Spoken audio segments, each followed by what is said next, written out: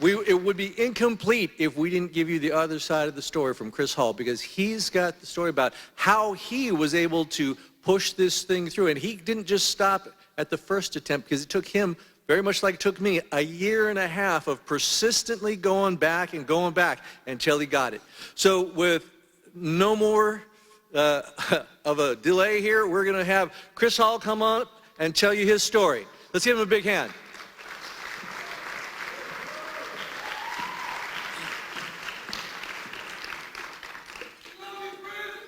Thank you. I love y'all.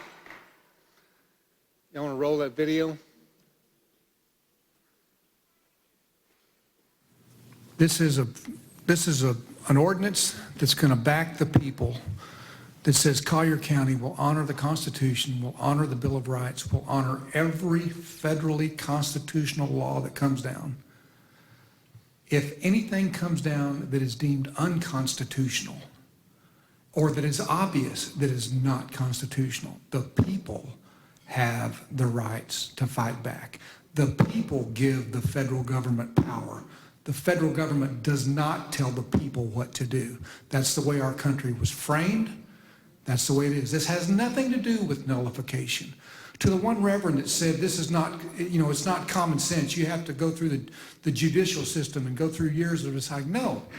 If the federal government told her she had to shut her church down and she couldn't preach the good news of Jesus Christ or Judaism or whatever her church is, that's common sense. That is a direct violation. It doesn't take anybody to figure that out. This ordinance is simple.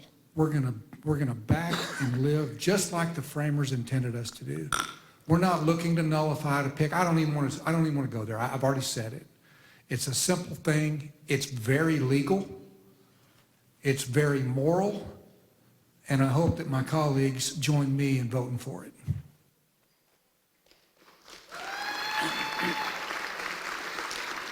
I just wanted you to know that I said all that stuff before I sat here and listened to all this stuff. But no, I appreciate the fact that, and the opportunity to come and share with you. And it was a fight, and I do want to acknowledge three people really quick. First and foremost, I want to acknowledge my wife. She's the pretty one in the red dress. There's a lot of things that go on that come from her. And then I want to thank Keith Flaw for his efforts with the Florida Citizens Alliance. And then thank Christina and her team for coming up with just a stinking bulletproof ordinance. It was easy to fight for. So I came to Florida. I'm from Texas. I came to Florida to live happily ever after. I just wanted to ride my bike, play tennis, and play golf. COVID came, and the more that it came, the madder I got. I didn't get mad at COVID. I got mad at the American people for just caving, for giving up their liberties, for just, they folded in every area that I could think of. And the more they folded, the madder I got. And then all of a sudden, our Board of Commissioners, they were going to vote on the mask mandate, and they voted 3-2 not to mask the people, and I was shouting. And then that same commissioner, who was the chair at the time that Christina mentioned, called an emergency meeting a week later. And I was writing my commissioner, and I was telling him if he voted for this, because he voted to mask the people the first time. And I said, if you vote this way, I will run against you and I will win. And anyway, they called an emergency meeting. One of the commissioners flipped her vote, and they decided to mask the people of Collier County. So therefore, I had to put my money where my mouth is. I started praying about it. Just me and Dot in our coffee time. I had no political experience. I had no political ambition. Never in a million years did I think I would do anything like this. I came to Collier County to live happily ever after, like I said. But we were praying about running for 2 months, just in our coffee time. I didn't know how much money it took. I didn't know what the experience level was. I didn't know how much time it took. So that was just going on in our private time. And we went to church one Sunday morning, and Pastor Tracy grabbed Dot, and she said, I got to talk to you. And she talked to her. And Dot said, you don't need to tell me this, you need to tell Chris. So she came and grabbed me, the pastor came and grabbed me, dragged me down the hall like a principal. I thought I was in trouble. And she said, I've been praying for you for 2 months. And I said, wow. I said, I can't believe you said that. She said, you need to run for office. And I said, I can't believe you said that, because for 2 months we've been talking about it and praying about it. But I don't know what time it takes or the experience or how much money. And she pointed that little bony Italian finger way up in my face and said, no, you need to die to yourself. This has nothing to do with experience, money, or time. We need a godly man in office. And so with that confirmation, I was at the supervisor of elections the very next day, and I ran for county commissioner. Now the bittersweet part was the former commissioner resigned. I didn't get to beat his butt. But I did run against 7 other people and was elected. I ran on simple things. I ran on no mandates. I'm from Texas. You don't tell me what to do. I don't take that lightly.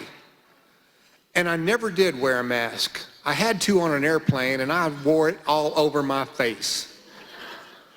They probably made the law that you had to take a bite and put your mask back up after me, because I had a bag of cashews and chocolate almonds about that big, and I ate them for 2.5 hours going to Dallas one time. So I ran on no mandates. I ran on smaller government, less control. And most of all, I ran on common sense. Common sense left America in those days. You had to walk one way down the beer aisle. To get a beer, you had to only walk one way. No way. I was going the shortest distance. Put your mask on to walk in a restaurant, sit down and take it off. That made no sense. If I was an investor, I would have invested in plexiglass and made $1 million. But just those things didn't make sense. And so I wanted to bring common sense back into our culture, because our culture had just gone crazy. It was a culture of federal power. Everything that the federal government said, everything that the CDC said, everything that the NIH said was the gospel in our culture, and I hated it. Fear ran rampant. Pastor Cooper mentioned it. Fear is a connector, and it ran so rampant in our society that I got on Facebook, and I don't go on Facebook, but I got on there and did a Facebook Live in February of 2020, and I said, don't cave to this. The next thing you know, they're going to try to shut down churches. I said, Psalms 91 says that no plague will come near my dwelling. I said, if you're afraid of getting this, that was back when it was called Corona. I said, if you're afraid of getting Corona, come to my house, because you won't get it. And I'm sorry for the ones that did. I'm not saying that fear caused it. It was a real thing. It did happen. But to this day, me or my family have never had COVID-19. So I saw my friends trespassed for refusing to wear a mask in an antique store. The sheriff's deputies came and got him and put him in jail for the night. And I was proud of him for standing up for what he believed, but the treatment that he had was wrong. And so I knew that once elected, I had to empower the sheriff. I knew that we had tried to do this Bill of Rights ordinance in the past, and it failed.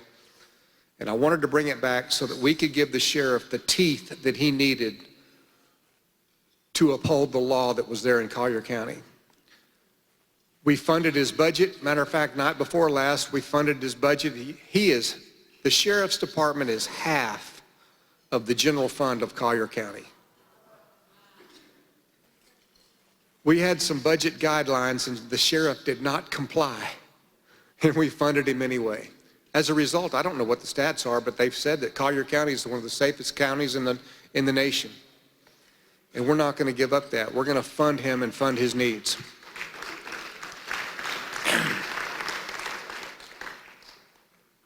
I forgot to mention what a crazy thing it was with toilet paper. Oh my gosh. So I knew that the role of government going in, I didn't have any experience, I didn't have any of that, but the role of government was, I knew from the Declaration of Independence, was to protect and to secure the liberties of the people. And with that one thought in mind, I moved forward. I had my differences with the county attorney.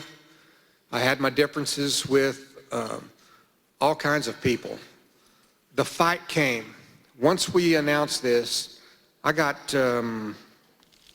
think I got 576 emails, 508 emails they weren't in opposition. They were straight up hate emails, calling me all kinds of names. From the League of Women Vipers to business people, to attorneys that, here's some of the things that they said in these emails. They said that we were just asking for permission to pick and choose the laws that we wanted to obey or not obey. That it was unconstitutional. It subverted the democratic process. That it was unenforceable. That only the Supreme Court can declare what federal acts are unconstitutional. That it bypasses federal law. That it was confusing. That it was going to cause massive litigation in Collier County and cost the taxpayers money to defend it. That I was committing treason. And you can guess who was writing this one. You're just dividing us more. Those were just the main categories, but I had 508 of those emails. And I know that the trivial few try to affect the vital many. And the people that I would ask outside of my email list, I would tell them what we were doing, and they would go for it. I will mention I got 176 positive emails from our Patriot friends, from our county Republican Executive Committee and people that I asked to send emails to the other commissioners. So, the ordinance. It was just the right thing to do. It was the protection of the people. And in the fight, they said that we were just cherry picking things. They accused us of wanting to secede from Florida. I'm telling you these things so that you can be prepared when you go back to your county to let those people sound like Charlie Brown's teacher in your ear. It ought to sound like wah, wah, wah, wah, wah. The only time that anybody would ever say anything negative to me, the only time I would care is if it was true. If it was true, I would change. But when they say things that are not true, people, I've crashed a plane, crawled through the fire and the cactus, and I'm not afraid of what anybody's going to say. I know that if God is for me, who can be against me? I know that greater is He that is in me than the loud, trivial few out there. And that the only thing left to do, knowing that, is to go be great. So I brought this ordinance forward. It was not, I had to explain to the speakers what this ordinance was not. It was not so that we could succeed. It was not so that we could nullify laws. It was not so that we could cherry pick. It was not so that this Board of County Commissioners or any other Board of County Commissioners in the future could decide what is constitutional or unconstitutional. It was not political at all. The Bible says that God is no respecter of persons. He loves the Jew and the Gentile, the circumcised, the uncircumcised. It was not political. The Constitution is colorblind. It's not red, it's not blue. The Constitution is true. And so I had to explain that to those people. So when we got down to the ordinance and we brought this thing forward, we had to listen to 56 speakers go 3 minutes at a time. And I got tired of playing dominoes on my phone, listening to them. You know, the main question that one of our commissioners asked, and he was asking, how are we going to enforce this? And instead of going down that rabbit hole with him, I said, you know what, it's just common sense. People know if their civil rights are violated. I said, how many of you would have been happy with the sheriff when Rosa Parks, we saw Rosa on the bus a while ago. How many of you would have agreed with your sheriff when they arrested her? The case with the Japanese Americans came up. How many of you would have been proud of your sheriff for putting all of those Japanese Americans in prison? How many of you would have agreed with the sheriff that put Rodney Howard Brown in jail for not shutting his church down in Tampa? They took him to jail. He spent 40 minutes there. He posted bail, came home, and with the help of Chris Ann Hall, filed suit against Hillsborough County. And within hours, his case was expunged. His record was clean, and nothing happened. And to show you the character of him, he went to the sheriff and he said, I forgive you. I forgive you. And that's the character of it. So how many of them would have, you know, we didn't need a judicial system to determine those things. That's a clear violation. And then I had to explain to him that in this ordinance, nothing changes unless something changes. If there was ever an edict from Washington, if there was ever an edict from, God forbid, Tallahassee, that came down to Collier County that was not constitutional, we in Collier County are going to push back and say, no, sir, not here, not on our watch. And the sheriff has an ordinance now. The sheriff has an ordinance now that has the teeth that he can say to anybody that comes to Collier County to enforce an unconstitutional act, to say, I'll arrest you if you mess with my people. You know, if there's weak sheriffs out there in other counties that you have, it makes me, you know, if you ever watched, Val Kilmer and what's the movie? Tombstone. If you ever watched Tombstone, and there was the scene of the OK Corral where they had the gunfight, and their little weak sheriff was hiding in the hotel watching the fight go on, and after the blood and the smoke and the gun battle, and they were all dusting themselves off, the ones that were still alive, and they were walking out, and the sheriff comes out and he says to Kurt Russell, he says to Wyatt Earp, you're under arrest for having weapons in the town. And Wyatt Earp took a step towards him, stared at him with those steely blue eyes, and he said to him, I don't think I'm going to let you arrest me today. That's the attitude that we have to have when it comes to what's constitutional and what's not constitutional. And you can't go down the what if hole with some of these people. Well, what if this happens? Well, what if that happens? You can't go down that what if hole. I like to answer it like this. What if a frog had wings, he wouldn't bump his ass when he hopped? You can't entertain those questions from those people because they're looking to trap you. You have to stay firm, you have to stay focused, and you have to do what's right because it's right. And I had a lady ask me one time during the campaign, because I would always say that, she would say, Mr. Hall, you always say you'll do what's right because it's right. What determines to you what's right? I said, that's the easiest question that anybody has ever asked me in this whole campaign. I said, the Bible tells me what's right. There's no other gauge. And I said, with that, I do follow two other principles. I'll always treat you like you want to be treated, and I'll never spend more than we make. And with those three things, we'll all live happily ever after. So the framers got it right. They did. They got it right with the balance of powers, with, they came out of great tyranny from the king. They had it pushed on them from all angles. And they wanted to separate themselves from that. So they created their own government. And they wanted to separate the powers so that they would never have that tyranny again. So they created a republic. And they put states, different states in it, and called it the United States. And they separated the powers.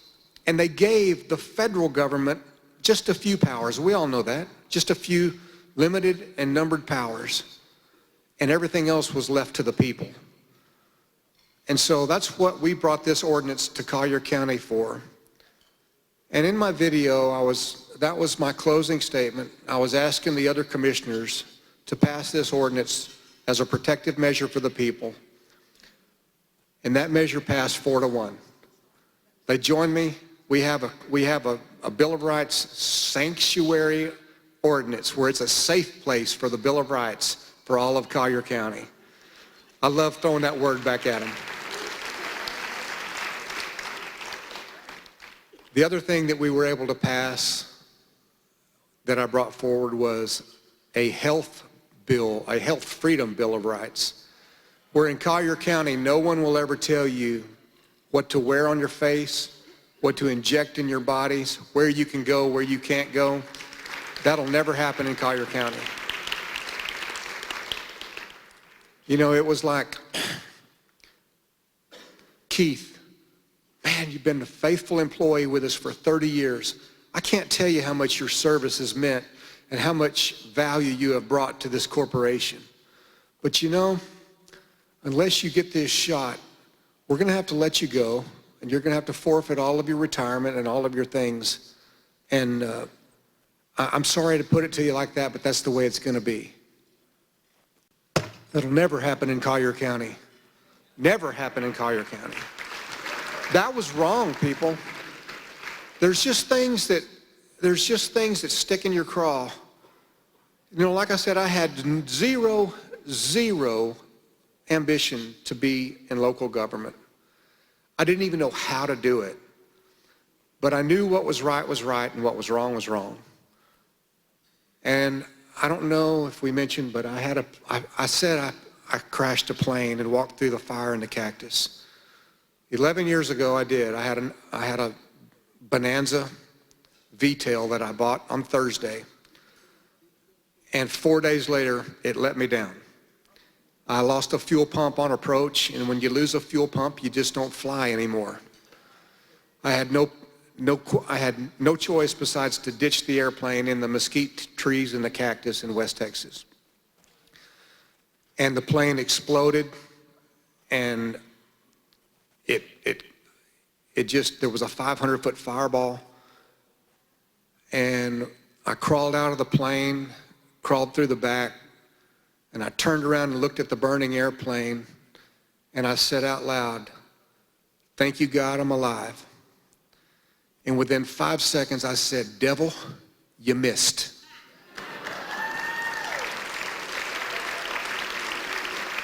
I knew that God wasn't finished with me. At that time, I was a real estate investor. We had apartment complexes and rental properties, and I knew that I had purpose. I just didn't know what that purpose was. Little did I know that 8 years later, I would find myself living in Collier County, Florida, that things would come, there would be violations of liberties on the people, and that I would get to be an instrument to be used so that those liberties would never be violated again. I so much appreciate every single one of you, what you stand for. I want to encourage you to go for it. Face the opposition like David did. Who is this uncircumcised Philistine who dares to defy the God of our army? He slayed the giant and got the girl. And he lived happily ever after. Thank you so much for your time.